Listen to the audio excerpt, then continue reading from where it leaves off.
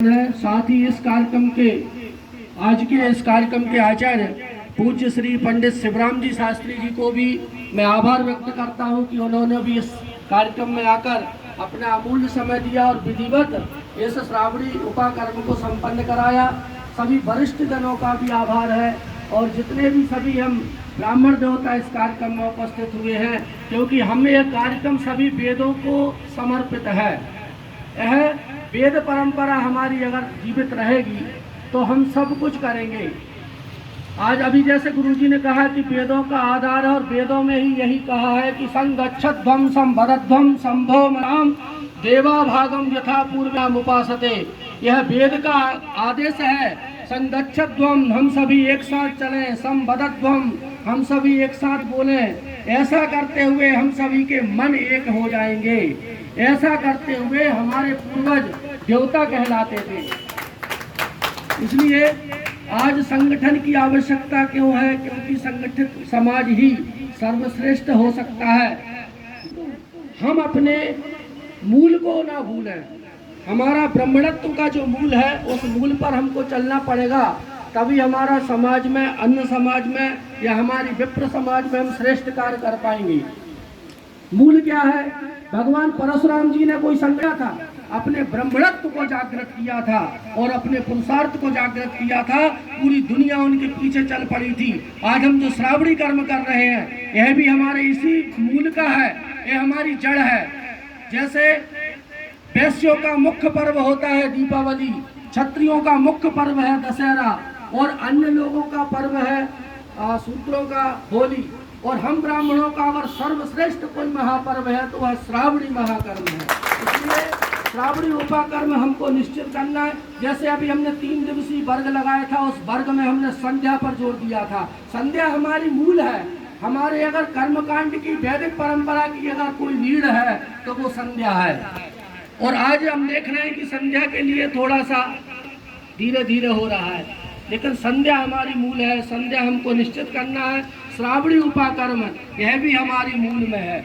और यज्ञोपवीत महत्व देना, चंदन चंदन चोटी जनेऊ ये हमारी पहचान है।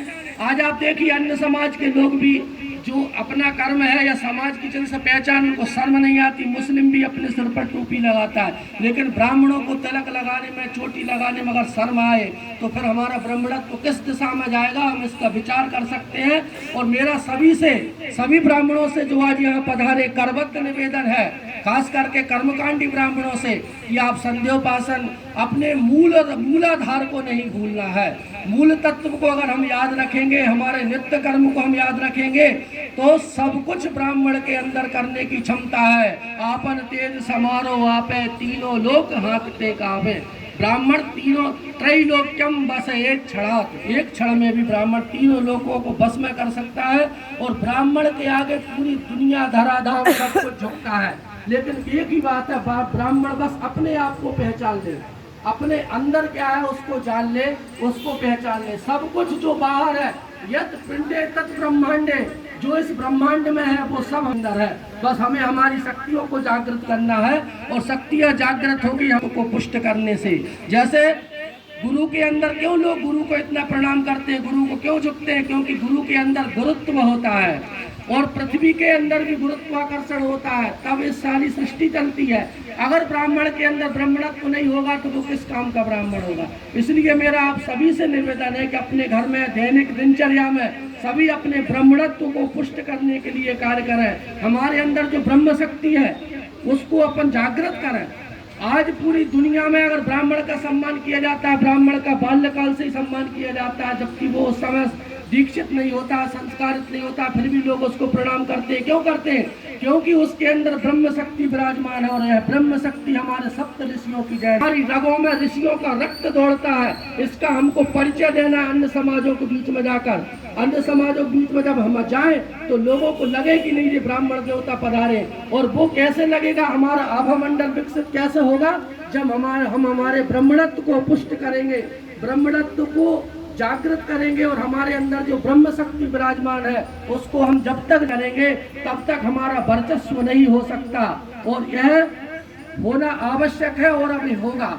आज की इस संख्या को लोगों के अंदर इस कार्यक्रम को लेकर जो आज श्रद्धा थी, प्रेम था, विश्वास था कि हाँ श्रावणी में सभी लोग पहुंचेंगे, तो हमारा विश्वास आज जागृत हुआ है। आज सभी ब्राह्मण देवताओं ने इस कार्यक्रम में पधार कर इस कार्यक्रम को सफल बनाया है। मैं पुनः सभी को कोटि कोटि प्रणाम करता हूं और भविष्य में यह आशा करता हूं कि ब्राह्मण समाज का कोई भी कार्यक्रम हो उसमें सभी ब्राह्मण अपना अमूल्य समय अवश्य दें और अवश्य पधारें। अगर छोटा भी कार्यक्रम है, अगर कोई किसी ने साहस किया है समाज को खड़ा करने का, तो उसका सभी लोग साथ दें। और अगर हम एक दूसरे का साथ देंगे तो जो आज बनखेड़ी से जो उठी ज्वाला है ये पूरे मध्य प्रदेश में पहुंचेगी और सभी जगह कर्मकांडी ब्राह्मण संगठित होंगे। और जब से हमने वर्ग लगाया, अन्य जिलों से हमारे पास फोन आए हैं और अन्य तहसीलों से भी सूचनाएं आई हैं कि इस तरह का आयोजन, इस तरह की कार्यकारिणी और कर्मकांड आचार परिषद का संगठन हमारी तहसीलों में भी खड़ा हो, हमारे ब्लॉक में, हमारे जिले में भी खड़ा हो। ऐसी भावनाओं को लेकर जगह जगह से ऐसी आवाज उठ रही है, क्योंकि कर्मकांडी ब्राह्मणों को संगठित अगर हो गए तो सारी दुनिया हमारे पीछे चलेगी, ये निश्चित है। और इतनी ही बात कहकर मैं अपनी वाणी को विराम देता हूँ। आज परम सौभाग्य की बात है कि हम सभी के बीच में हम सभी के संरक्षक श्री सतपाल जी पलिया का पदार्पण हुआ है। मैं पूरे कर्मकांड आचार परिषद की ओर से उनका स्वागत अभिनंदन करता हूँ। आदरणीय पलिया जी का इधर आ जाइए।